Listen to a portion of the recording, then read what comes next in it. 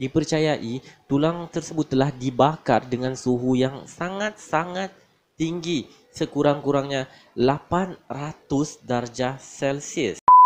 Assalamualaikum warahmatullahi wabarakatuh. Salam sejahtera, salam perpaduan kepada anda di luar sana, konco-koncoku. Welcome to my channel.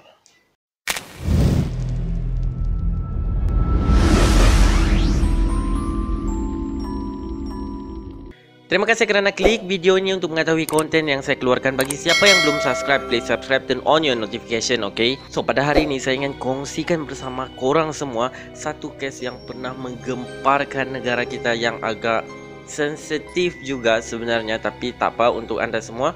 Saya buat research dan tidak akan menyebut sensitivity dalam kes ini, okay? So, let's get started. Tersenarai dalam salah satu kes pembunuhan yang kejam di Malaysia, nama Datuk Sosilawati Lawiyah sudah pastinya tidak asing lagi di kalangan masyarakat kita, especially orang yang lahir pada 90-an. Jutawan kosmetik itu telah dibunuh dengan kejam sekali, guys, bersama dengan 3 lagi rakannya yang lain, iaitu di Morib, Selangor. Dan pada tempoh sedekat yang lalu, iaitu pada 30 Ogos 2010, Datuk Sosilawati, iaitu merupakan seorang pengasas bagi satu syarikat kecantikan yang telah ditubuhkan pada tahun 90-an, telah dilaporkan hilang, guys, dan tidak dapat dikesan. Bekas isteri kepada penyanyi rock Malaysia iaitu Datuk Nash ni dilaporkan hilang bersama dengan 3 lagi rakannya, iaitu Kamarudin Syamsuddin, pemandunya, Ahmad Kamil Abdul Karim, peguam peribadi, dan juga Nur Hisham Muhammad, iaitu seorang pegawai bank CIMB. Mereka juga dilaporkan membawa wang berjumlah 4 juta, guys. Dan ketika itu dorang dikatakan dalam perjalanan untuk menemui seorang peguam untuk membuat pembayaran mengenai pembelian aset di Pulau Pinang yang berjumlah kira-kira RM1.4 juta. Dan pihak polis telah mengklasifikasikan kes ni sebagai kes kehilangan kerana tiada dilaporkan tuntutan wang ataupun call yang menuntut wang tebusan daripada keluarga mangsa. Dan pada ketika itu, kalau korang nak tahu, banyak sangat spekulasi yang dikeluarkan oleh berbagai pihak mengenai kehilangan Datuk Sosilawati. Dan pada 6 September 2010, pihak polis telah menemui kereta jenis BMW X5 yang dinaiki Datuk Sosilawati sedang parking di Pangsapuri Angsana dekat USJ 1 Subang Jaya. Dan tidak lama selepas itu, kereta jenis BMW 5 Series milik daripada peguam pribadi Datuk Sosilawati pula ditemui di sebuah kawasan perumahan berhadapan dengan Hotel Grand Dorset Subang Jaya. Dan selepas tu, pada 11 September 2010, seorang peguam berpangkat Datuk iaitu Padmanaban, iaitu suspek utama, dan juga adiknya iaitu Surandran telah ditahan bagi membantu siasatan, guys. Dan hasil daripada soal siasat mereka berdua tu telah membawa kepada satu lokasi penternakan ayam di Tanjung Layang, Morib. Dan dilaporkan tempat tu dikelilingi dengan kelapa sawit, ialah tempat penternakan ayam kan, iaitu milik suspek utama tadi. Dan disitulah segala perbuatan keji dan juga bukti-bukti telah ditemui bagi membongkar ataupun merongkai kes ni sedikit demi sedikit, di mana pihak polis telah menemui tempat pembakaran termasuklah kesan dan juga bau petrol yang sangat kuat. Turut ditemui juga di kawasan tu adalah sisa pembakaran yang dipercayai adalah sisa mayat manusia, guys. Dan pada 16 September 2010, berita mengenai kehilangan Datuk Sosilawati dan juga 3 lagi rakannya akhirnya menemui titik nokta apabila mayat mereka ataupun sisa badan mereka telah ditemui di pantai Morib, Selangor. Dan pada mulanya, guys, berita mengenai pembunuhan Datuk Sosilawati ini telah tersebar dahulu di media sosial sebelum kenyataan rasmi ataupun berita rasmi dikeluarkan menerusi bernama Kosmo dan juga Utusan pada ketika itu. Menurut laporan daripada utusan, kesemua mangsa termasuklah Datuk Sosilawati telah dipercayai dipukul dan juga disiksa dengan kejam menggunakan kayu kriket dan juga senjata tumpul. Dan tujuan utama mereka adalah ingin membuat mangsa menjadi lemah dan tidak terdaya. Seterusnya tidak sedar dirilah.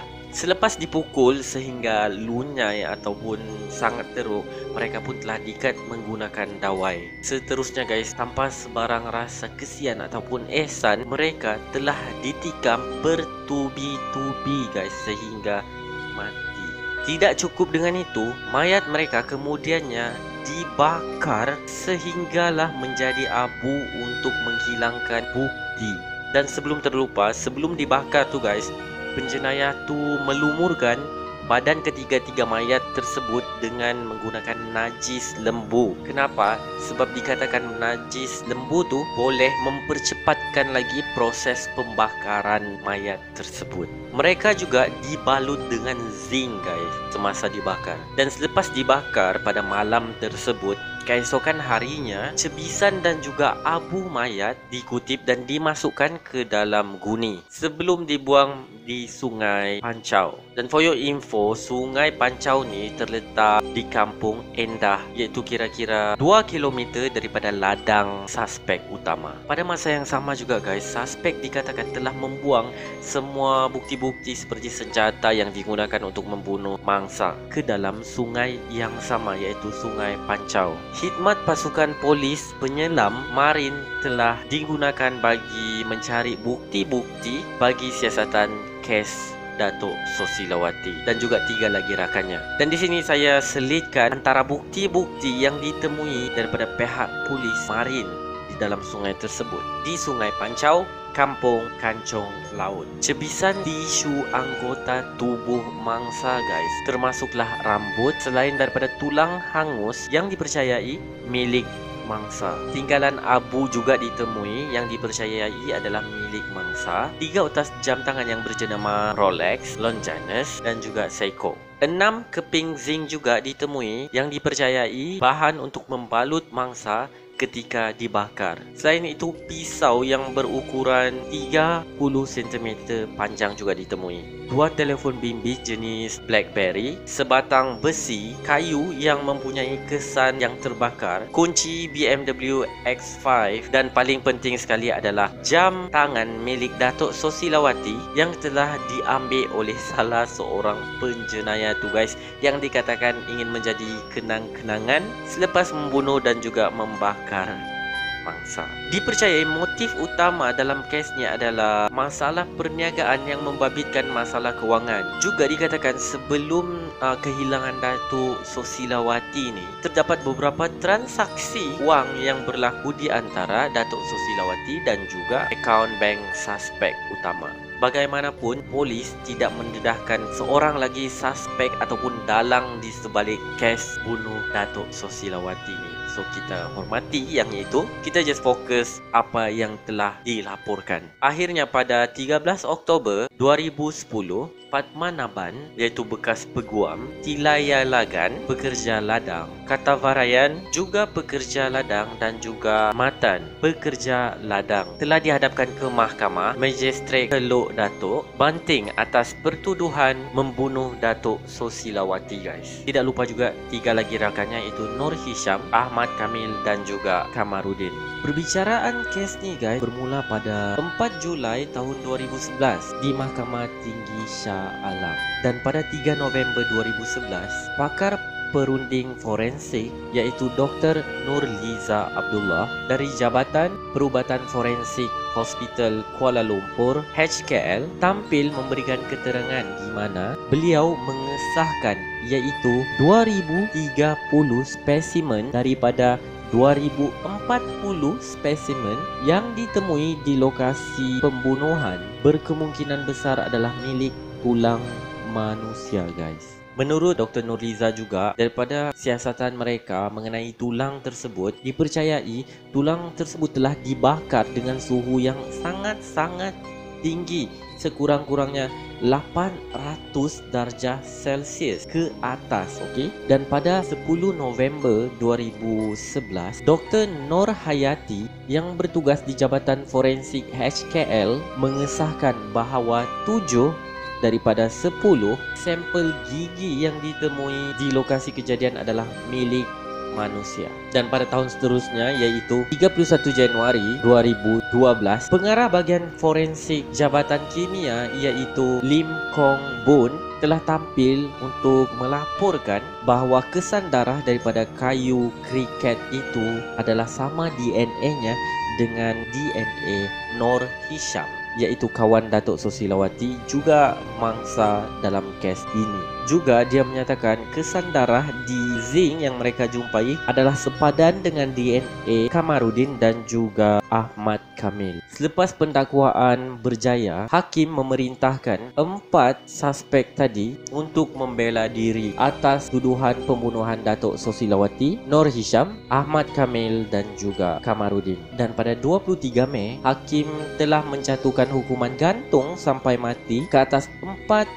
yang tertuduh tadi kerana didapati bersalah. Walau bagaimanapun, pada 16 Mac 2017, panel Hakim Mahkamah Persekutuan telah membebaskan Matan, iaitu salah seorang pekerja ladang jugalah, selepas mendapati kekurangan bukti guys untuk mengaitkan lelaki itu terbabit dalam kes pembunuhan Datuk Sosilawati. Manakala hukuman kepada yang lain tetap diteruskan dan juga berakhirlah kes ini. So, apa pendapat korang mengenai kes Datuk Sosilawati ni? Mesti korang ada pendapat tertentu.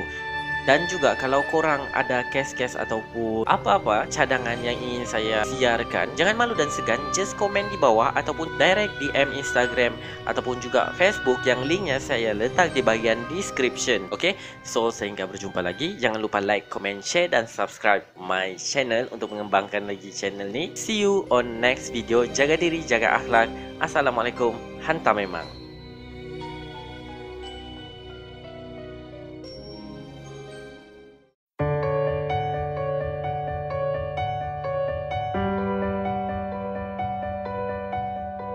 Thank you.